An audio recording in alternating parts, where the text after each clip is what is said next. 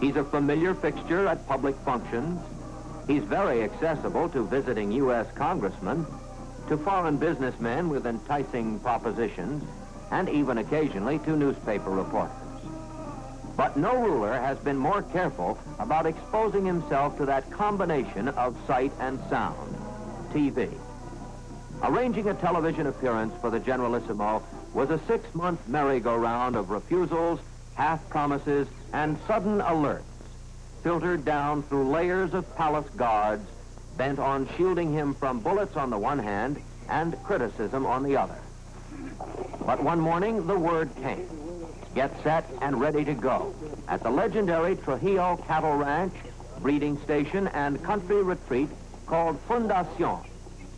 Near his birthplace, Cristobal, the stern warning to make sure no strong light splashed in the face of El Jefe was the only hint that this would be more than just another chance to see the great star shining in a different part of his sky.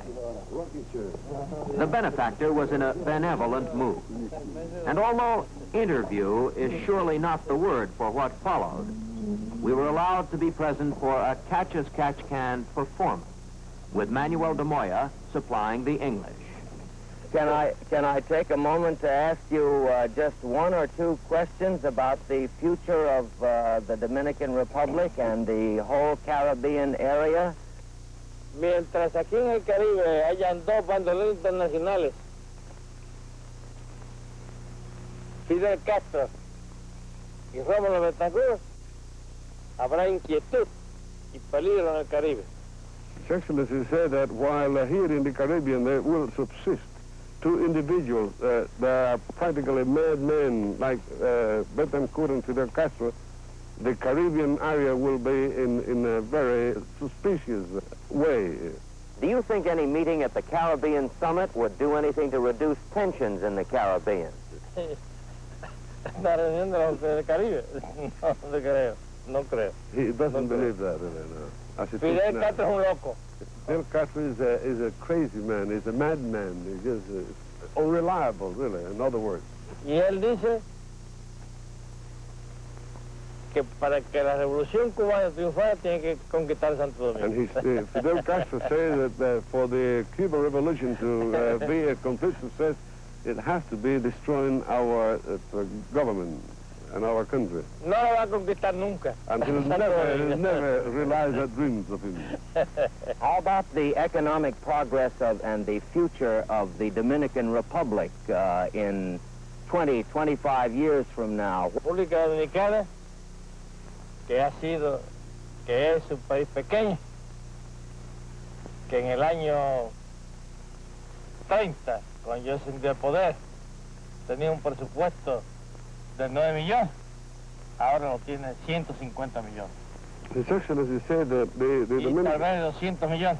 His Excellency said that although the Dominican Republic is a very small little country, that when he became in power, there was had a budget, national budget of 7 million. Now we have a budget of 160, and probably, very sure, will go as high as 200. Y que pagamos la deuda externa. And we have paid the external debt, so we don't have any external debt. Y ya dentro de 25 años yo habré desaparecido. And naturally he expects, and we have not, that within 25 years he'll be gone, at least from the political scene, yes. Y no creo que ellos, los dominicanos, quieran trabajar hacia atrás. And he's sure and positive no creo que sean tan pendejos para trabajar hacia atrás. He's sure that the Dominican people will not go back, that since this period of prosperity and hard working, they wouldn't go back, they go forward. They will go forward. Yes. So consequently, the future of the Dominican Republic is very bright. Do you think that we in the United States have been unfair in our attitudes toward the Dominican Republic in the press or other ways? Si usted considera que la actitud de los Estados Unidos, sobre todo en la cuestión de la prensa y la actitud del gobierno, ha sido desfavorable para nosotros. Siempre. Always. Después de la muerte de Roosevelt, Correjor, Todos han sido enemigos nuestros. His Excellency said that after the death of President Roosevelt, as well as Secretary Hall, everybody who have come into power in the United States have been our enemies. Todos contrarios, todos. Generalissimo, do you resent the word dictator? No. Yo soy un trabajador. Y mi pueblo sabe. His Excellency said that he doesn't resent that word whatsoever. Because what he is a hard-working man, and the people and our country, our citizens knows that he's a hard-working man. So consequently, what he's done is the benefit for the... Es una especulación de los enemigos. This word of dictator is a speculation word created by his enemies. Generalissimo, can you imagine any circumstances in which the Dominican Republic would invade any other Caribbean country? ¿De aquí para allá? Sí, No, ninguno, jamás. From here La Constitución Dominicana lo prohíbe. From here to any country, impossible, because the first thing is this. Our Constitution forbids that we do intervene in any foreign country. Well, of all the things you've done in the last 30 years, Generalissimo, what are you proudest of? Las obras que más me enorgullecen a mí son aquellas que favorecen a los pobres. His accomplishments that make him more prouder are the ones that have been for the benefit of the poor classes. Is he concerned about the threat of communism? Is it a real threat? Es una amenaza real, pero no me preocupa a mí. Porque cada vez que se meten conmigo, los va a debatir y llevarán el polvo de la derrota aquí en Santo Domingo. Actually, say that nationally it is a threat for the Caribbean, but not for this country, because every time, because if they ever dare to come here, they'll swallow the dust of the rout. I mean, of the. They'll be routed and with the dust of disaster. Yes. What about American attitudes and behavior toward Latin American countries? Yo no quiero meterme en la cuestión americana. Es Norteamérica. Lo han hecho muy mal.